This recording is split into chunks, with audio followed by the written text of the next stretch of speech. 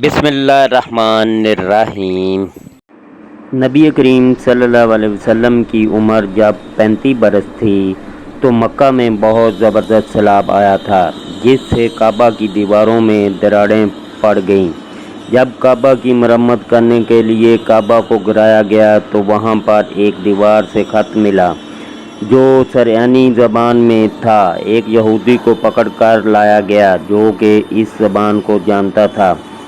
خط میں جو باتیں لکھی گئی تھیں وہ سن کر اہل مکہ کے ہوش اڑ گئے، کیونکہ اس میں بسم اللہ الرحمن الرحیم۔ آپ صلی اللہ علیہ وسلم کی عمر جب 35 برس ہوئی تو مکہ میں ایک سیلاب آیا۔ قریش نے اس سیلاب سے محفوظ رہنے کے لیے ایک بند باندھ رکھا تھا، مگر یہ سیلاب اتنا طاقتور تھا کہ اس بند کو توڑ کر مکہ میں داخل ہو گیا۔ پانی جمع ہونے کی وجہ سے کعبہ کی دیواروں میں شگاف پڑ گئے۔ اس سے پہلے ایک مرتبہ آگ لگ جانے کی وجہ سے دیواریں کمزور ہو چکی تھیں، اور یہ واقعہ اس طرح ہوا کہ ایک مرتبہ ایک عورت کعبے کو دھونی دے رہی تھی کہ اس میں سے ایک چنگاڑی اڑ کر کعبہ کے غلاف تک پہنچی، جس سے پردوں کو آگ نے اپنی لپیٹ میں لے لیا اور ایسے دیواریں بھی جل گئیں۔ یہی وجہ تھی کہ سیلاب نے ان کمزور دیواروں میں شگاف کر دیے تھے۔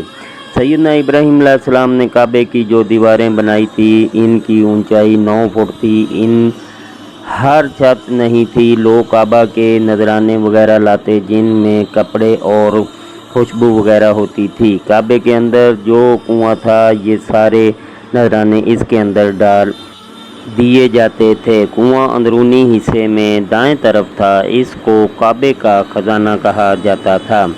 کعبے کے خزانے کو ایک دفعہ ایک چور نے چرانے کی کوشش کی۔ چور کنویں کے اندر ہی مر گیا۔ اس کے بعد اللہ تعالیٰ نے اس خزانے کی حفاظت کے لیے ایک سانپ کو مامور کر دیا۔ یہ سانپ کنویں کی منڈیر پر بیٹھا رہتا تھا۔ سانپ کے ڈر کی وجہ سے کوئی بھی کنویں کے قریب نہ جاتا تھا۔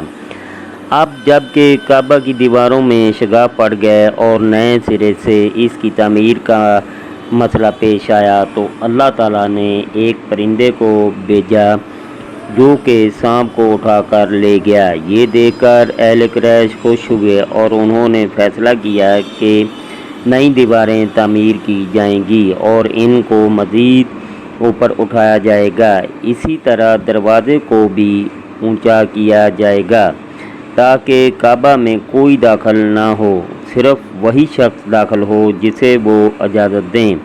اب انہوں نے دیواروں کے لیے پتھر جمع کرنے شروع کیے۔ ہر قبیلہ الگ سے پتھروں کا ڈھیر لگاتا اور ساتھ میں چندہ بھی جمع کیا گیا۔ چندے میں صرف پاک کمائی دی گئی، ناپاک آمدنی نہیں لی گئی، مثلاً سود سے حاصل شدہ رقم یا وہ رقم جو انہوں نے دوسروں کے مال پر قبضہ کر کے لیے ہو وہ چندے میں نہیں دی، صرف پاک کمائی دی۔ اس کی بھی ایک وجہ تھی۔ ایک واقعہ پیش آیا تھا جس سے وہ اس نتیجے پر پہنچے تھے کہ اس کام میں صرف پاک کمائی لگائی جائے۔ وہ واقعہ یوں تھا کہ ایک قریشی سردار ابو وہب اور عمر بن عبد نے جب یہ کام شروع کرنے کے لیے پتھر اٹھایا تو پتھر ان کے ہاتھ سے گر کر پھر اسی جگہ پر پہنچ گیا جہاں سے اسے اٹھایا گیا تھا۔ یہ دیکھ کر اہل قریش حیران ہوئے تو وہب خود کھڑا ہوا اور کہنے لگا اور بولا، اے گروہ قریش، کعبہ کی بنیادوں میں سوائے پاک مال کے اور کوئی مال نہ لگانا، صرف اپنی حلال کی کمائی کو اس پر خرچ کرنا۔ یہ شخص نبی کریم صلی اللہ علیہ وسلم کے والد کا ماموں تھا اور اپنی قوم میں شریف آدمی تھا۔ جب قریش کے لوگ خانہ کعبہ کی تعمیر کے لیے پتھر ڈھونڈ رہے تھے تو ان کے ساتھ نبی کریم صلی اللہ علیہ وسلم بھی پتھر ڈھونڈنے میں مصروف تھے۔ آپ صلی اللہ علیہ وسلم اپنے کاندھوں پر پتھر اٹھا کر لا رہے تھے۔ دیواریں گرانے سے پہلے قریش کے لوگوں کو یہ خوف محسوس ہوا کہ کہیں دیواریں گرانے کی وجہ जिससे इन पर कोई मुसीबत नाज़िल न हो जाए। आखिर एक सरदार वलीद बिन मुगीरा ने कहा, काबा की दीवारें गिराने में तुम्हारा इरादा मरम्मत और इस्लाह का है, बर्बाद करने का नहीं। लोगों ने कहा, हमारा इरादा तो यही है। तो वलीद ने कहा, तो आपका इरादा नेक है, तो इस वजह से आप पर कोई मुसीबत नहीं आएगी और अल्लाह ताला इस्लाह करने वालों को बर्बाद नहीं फरमाता। फिर वलीद ने ही दीवारों को गिराने का आगाज़ किया, लेकिन अभी इसने सिर्फ़ एक ही हिस्सा गिराया था कि मालूम हो जाए कि इन पर कोई तबाही तो नहीं आती। जब वो रात खैरियत से गुजर गई तो दूसरे दिन लोग इस काम में ज़्यादा तादाद के अंदर शरीक हुए और पूरी इमारत गिराकर बुनियाद तक पहुंच गए। ये बुनियाद हज़रत इब्राहीम अलैहिस्सलाम ने रखी थी और बुनियादों में सबज रंग के पत्थर रखे थे। ये पत्थर ऊँट की कोबान की तरह थे और एक दूसरे से जुड़े हुए थे। लोगों के लिए इनको तोड़ना मुश्किल काम था। दाएं कोने से लोगों के एक तहरीर मिली जिसकी ज़बान सरयानी थी। कुरैश ये ज़बान नहीं जानते थे, लिहाजा एक यहूदी को बुलाकर लाया गया। इसने वो तहरीर पढ़कर सुनाई, मैं अल्लाह मक्का का मालिक, जिसको मैंने इस दिन पैदा किया और मैंने आसमानों और ज़मीनों को पैदा किया। जिस दिन मैंने सूरज और चाँद बनाए, मैंने इनको यानी मक्का को 7 फरिश्तों के ज़रिए घेर दिया है। इसकी अज़मत इस वक्त तक ख़त्म ना होगी जब तक इसके दोनों तरफ पहाड़ हैं और इन पहाड़ों का सरदार एक तो अबू कबीस पहाड़ है जो कि सफ़ा पहाड़ी के सामने है और दूसरा काकान पहाड़ है जो कि मक्का के करीब है, जिसका रुख अबू कबैस पहाड़ की तरफ है। ये शहर अपने पानी और दूध के लिहाज से बहुत बाबरकत और नफ़ा वाला है। ये पहली तहरीर थी। दूसरी तहरीर मकाम इब्राहीम से मिली जिसमें लिखा था कि मक्का अल्लाह ताला का मोहतरम और मुअज़्ज़न शहर है। इसका रिज़्क़ 3 रास्तों से इसमें आता है।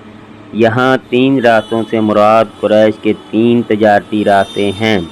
तीसरी तहरीर इससे कुछ फासले से मिली जिसमें लिखा था, जो भलाई करेगा लोग इस पर शक करेंगे, यानी इस जैसा बनने की कोशिश करेंगे, और जो शख्स रुसवाई बोएगा वो रुसवाई और नदामत ही काटेगा। तुम बुराई करके नेकी की आस लगाते हो। हाँ, ये ऐसा ही है जैसे कोई कीकर के दरख्त में अंगूर तलाश करे। ये तहरीर काबा के अंदर पत्थर पर खोदी हुई थी। काबा की तामीर में कुरैश को पत्थरों के अलावा लकड़ी की भी ज़रूरत थी। लकड़ी का इस्तेमाल छत में होना था। लकड़ी का मसला इस तरह हल हुआ कि एक जहाज़ अरब के साहल से आकर टकरा गया। आज इस मकाम को जद्दा का साहल कहा जाता है। पहले ये मक्का का साहल कहलाता था, इसलिए मक्का का करीब तरीन साहल भी यही था। वो जहाज़ साहल से टकराकर टूट गया। वो जहाज़ किसी रूमी ताजर का था। इस जहाज़ में शाहरूम के लिए संगे मरमर, लकड़ी और लोहे का सामान ले जाया जा रहा था। कुरैश को इस जहाज़ के बारे में पता चला। ये लोग वहां पहुंचे और इन लोगों से लकड़ी खरीद ली और इस तरह छत की तमीर में इस लकड़ी को इस्तेमाल किया गया। आखिर खाना काबा की तामीर का काम हजर अस्वद तक पहुंच गया। अब यहाँ एक नया मसला पैदा हो गया। अब हजर अस्वद को उठाकर इसकी जगह पर रखना था। तमाम कबीले ये चाहते थे कि یہ کام وہ کریں کیونکہ ان کے نزدیک جو قبیلہ اس کو اٹھا کر رکھے گا اس کا مقام و مرتبہ دوسروں سے اونچا ہو جائے گا۔ یہ بات لڑائی جھگڑے تک پہنچ گئی تھی۔ لوگ ایک دوسرے کو قتل کرنے پر تل گئے۔ سب لوگ اپنی تلواریں نکال کر بیت اللہ میں جمع ہو گئے۔ ان لوگوں میں ایک آدمی ابو امیہ بن مغیرہ تھا۔ اس کا نام حذیفہ تھا۔ قریش کے قبیلے میں یہ سب سے زیادہ عمر والا تھا۔ یہ ام المومنین حضرت سلمہ رضی اللہ تعالی عنہا کا باپ تھا۔ یہ قریش کے انتہائی شریف لوگوں میں سے تھا۔ یہ آدمی مسافروں کو کھانا بہت کھلاتا تھا۔ سفر کے دوران اپنے ساتھیوں کو کھانا خود کھلاتے تھے۔ اس وقت اس جھگڑے کو ختم کرنے کے لیے اس نے ایک حل پیش کیا۔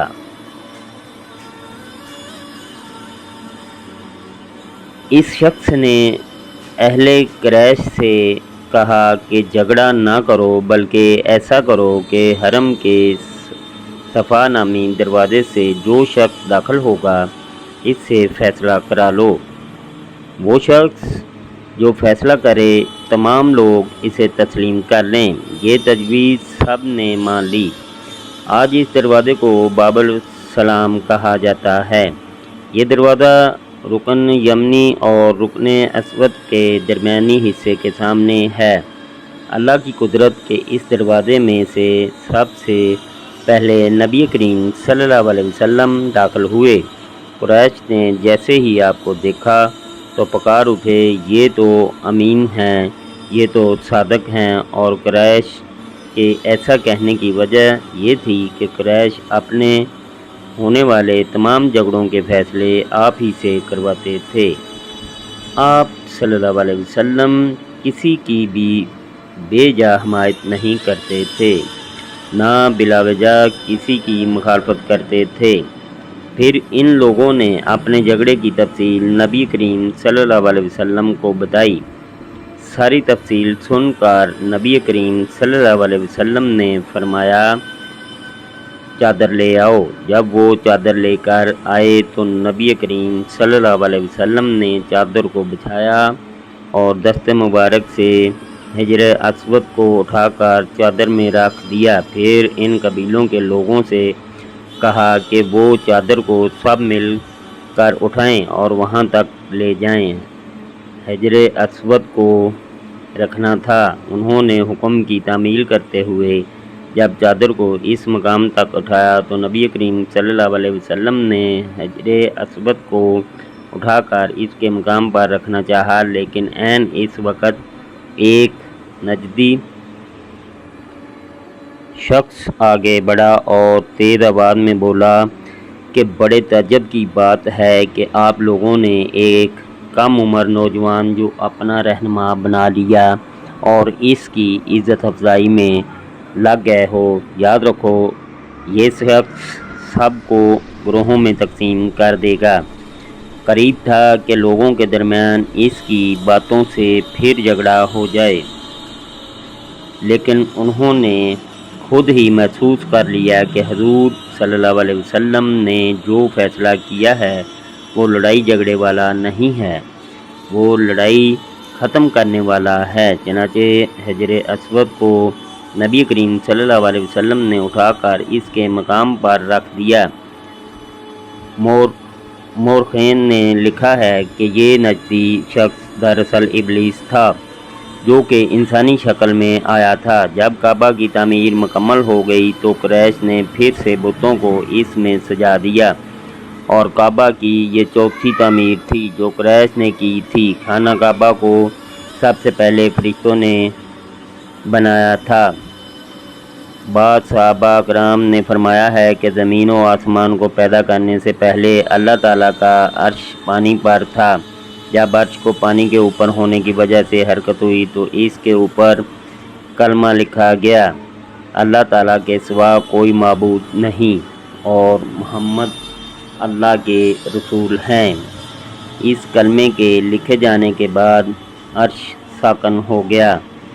پھر جب اللہ تعالیٰ نے آسمانوں اور زمین کو پیدا فرمایا تو اس نے پانی پر ہوا کو بھیجا، اس سے پانی میں موجیں اٹھنے لگیں اور بخارات اٹھنے لگے۔